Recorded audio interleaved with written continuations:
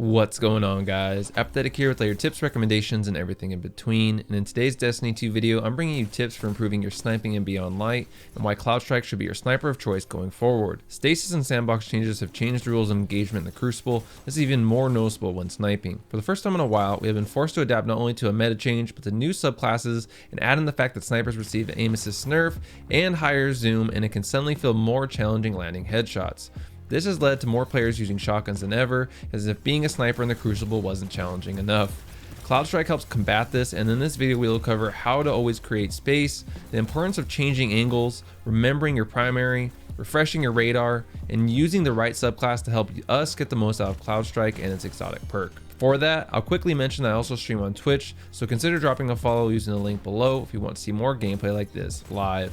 With that, let's get into it. Creating space is one of the key ways we can be successful sniping, and it's often one of the things players struggle with the most. But what is it? Creating space is the act of constantly backpedaling, sliding, or jumping away from your opponent to stay within a range that places the strengths of the weapons we are using and takes the player engaging you out of the effective range of the weapon they are using.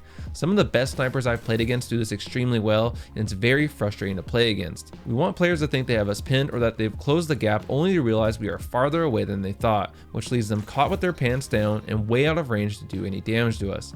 When sniping, this maneuver is actually even easier to do, since most shotgun players will instantly push in when someone is using a sniper and assume they won't be able to defend themselves. How we do this successfully is by playing every encounter like our enemy has their shotgun out. By playing like your enemy always has a shotgun out, it puts us in a mindset where you're always expecting someone to rush you from around a corner or push you aggressively.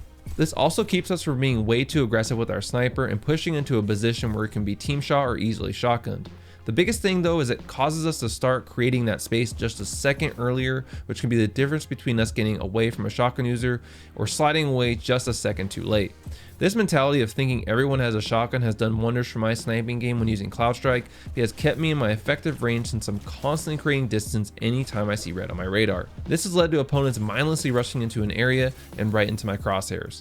Using this tactic, try to go into a game with the goal of being in your optimal range at all times. If you get caught off guard, then that is usually an indicator that you may have been hard scoping for too long. Another mistake less experienced players often make is they have the habit of holding an angle for too long. Two things really cause this, and it's being too focused on a single enemy or section of the map where enemies come from, or we are peak shotting our entire magazine at one enemy trying to land a nice headshot. The result of this is we aim way too long at a particular angle and lose our map awareness while simultaneously giving away our location to other players, and we are also wasting tons of sniper ammo trying to get style points. The name of the game with sniping is efficiency. We need to be taking high percentage shots at our opponents and ensuring we are making our shots count. This is why I personally follow the rule of 2 shots then out.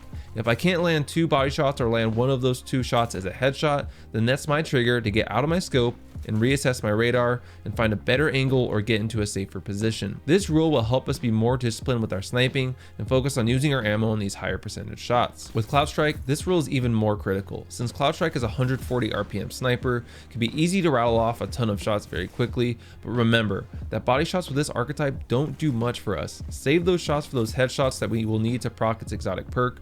The great thing about this rule of 2 shots then out is it saves us ammo but keeps us constantly on the move and keeps us from getting caught out of position. This makes it harder for an enemy to get a lock on our location and sets us up to catch them on the flank and hopefully catch them off guard for some easy, high percentage shots with a higher chance of getting those collateral kills that Cloudstrike is great for. The next topic that will make us more successful when sniping and Beyond Light is not forgetting about your primary. With the power of special weapons in the Crucible, it can be easy to forget to use your primary or lean too heavily on your special weapon.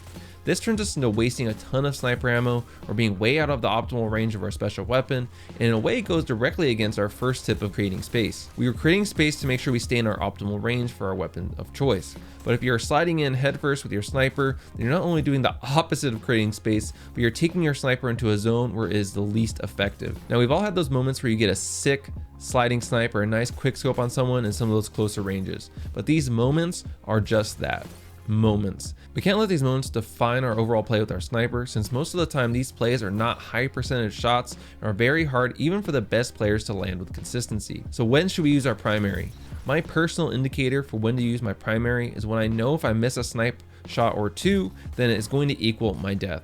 but knowing that my primary will give me a higher chance of surviving this scenario. This game sense takes time to develop, but practicing it is the first step. As you see your radar lighting up and you see an enemy pushing, practice choosing the weapon that gives us the surest chance of surviving that engagement. By having our primary out, we are better prepared for our engagements, and it puts less pressure on us to land these low percentage shots. It also makes us better equipped for countering shotgun rushers who can be harder to track when they are sliding. Especially when you factor in recent buffs to 120s, they make great counters for shotgun rushers, and even more so with certain damage boosting perks, making it easy for this archetype to 2-tap Guardians. Having my 120 with Rampage or getting the 120 being reprised in Iron Banner this week pairs great with Cloudstrike and has been instrumental in my recent success with sniping in this meta. Having great awareness of where you are in relation to other players on the map is key for putting ourselves in the best position to engage our enemies. The huge part of having this awareness is constantly refreshing your radar, and we do this by not staying zoomed in our scope for too long. But how long is too long? I typically stay in my scope a max of 3 seconds before zooming out, assessing my radar, then deciding whether to zoom back in or adjust my positioning. By refreshing our radar, we are keeping our awareness high by staying in the know about where our enemies are coming from on the map and how close they may be, and this allows us to change angles like we discussed earlier, or focus on a different angle where more enemies could be coming from. This also helps us stay in tune with the movements of our teammates as well, which helps us get a better feel of where the enemy is currently engaged or pushing from. We never want to be in a place where we are only aware of what's in front of us, and we avoid that by constantly refreshing our radar.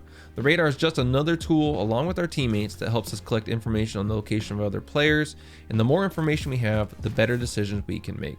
Our subclass of choice is always important in the Crucible, but when sniping I could argue it becomes even more critical, and with the introduction of Stasis we have more choices than ever. But luckily Stasis has created an amazing counter to special weapon use, and especially for shotgun users. With grenades like Cold Snap and Dustfield, it's very easy to slow or completely stop an enemy brainlessly pushing you, and on Hunter and Warlock you have powerful melees that also aid in slowing down aggressive enemies. Hence why Stasis is an amazing choice for sniping on any class, since its whole focus is slowing down your enemies, which will make it easier for us to create space from our enemies or save ourselves with a melee or grenade if we get caught slipping. I also love Stasis since with Whisper of Hedrons and the damage boost you get from freezing enemies, it allows us to 2-tap if we are using a 120 hand cannon. I'll also add that since I've started sniping on Stasis more, I've been finding myself getting frozen a lot less, but freezing my more aggressive enemies more. This has created a nice synergy in how my games play out, since I'm always staying in my optimal range with my sniper, and if anyone pushes me, I slow or freeze them. This triggers the damage boost, and then I can be a little more aggressive with my 120 that will be able to 2-tap for 10 seconds.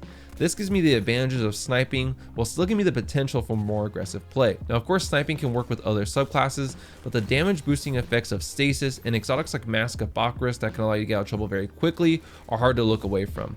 That being said, Top Tree Dawn for Warlock is always going to be a great choice as long as you still have the power of Celestial Fire and the speed of Icarus Dash, since that ability is the ultimate ability for creating space and covering a lot of ground. Overall, I highly recommend Stasis for sniping to counter more aggressive players, and when combined with the tips we covered today, you'll be taking heads off in no time. If you enjoyed this video, consider checking out the other videos on the screen to further enhance your gameplay in the Crucible, and make sure to like, share, and subscribe as they are all free ways to support me, and I'll catch you guys in the next one.